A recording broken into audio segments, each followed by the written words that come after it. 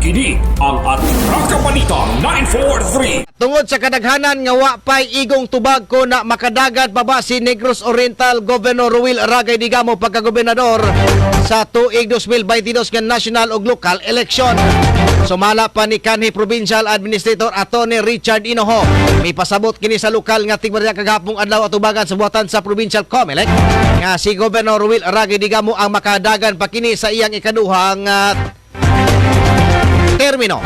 Dugang pa ni Atty. Inoho nga interruptive man ang iyang termino sa tungod siya tulog kahigayon nga si Governor Digamo ang na-dismiss o gihulipan po ni dayon ni Vice Gobernador Edward Mark Masias ni atong tungura.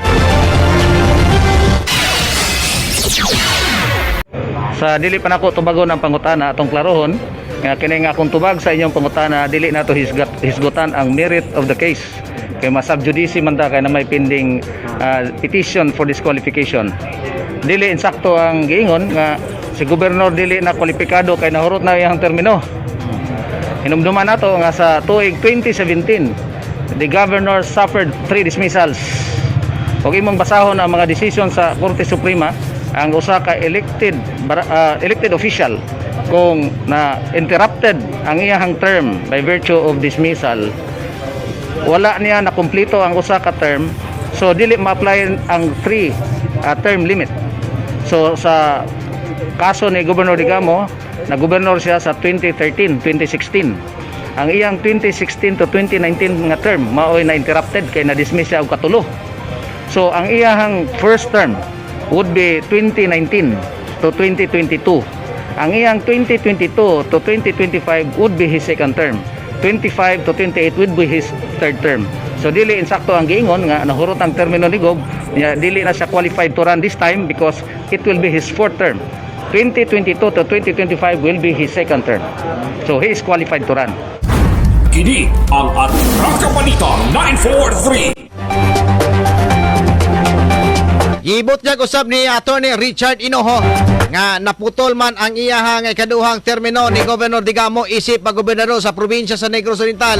O pagdagan niya sa gobernador, bidaog man siya mao nga kadto ang iyang unang termino. Sa isa usab ni Atty. Inoho nga ang dismissal ni Governor Digamo ang illegal kini sumala pa niya. Salary is a different thing. Kay nakakuha man siya og TRO. The dismissal was declared illegal and therefore it is as if there was no loss of title, but he in fact lost title to his office. Mao na hinungdan nga si Vice Governor Masias nanumpa isip gobernador.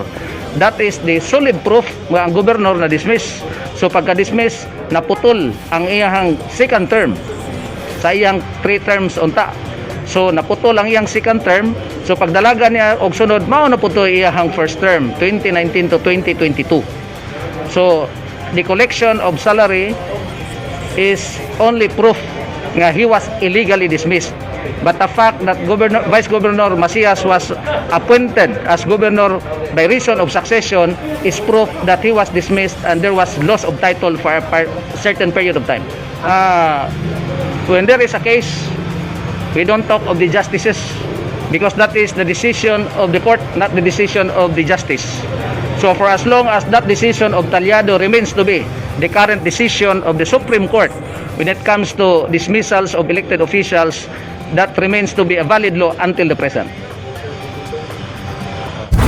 Kini ang Atraka Balita 943.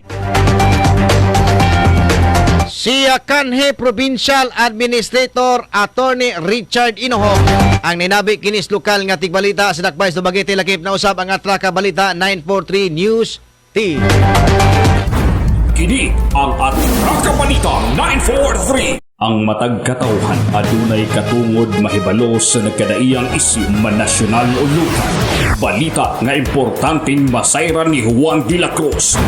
Prinsipyo, katungod o baruganang tintugan. Kini ang Atraka Balita 943. Atraka Balita 943. Programa ngang tungong ug tuyo mao ang pagpahibalo sa katawhan. Atraka Balita 943. serbisyo publikong wala ipinilit at Raka Balita 943. Raka Balita 943 sa inyong mga radyo, Lunes hangtod Biyernes, diri lamang sa pinakapatas nga sibiyahan 94.3 City Light FM at Raka Balita 943.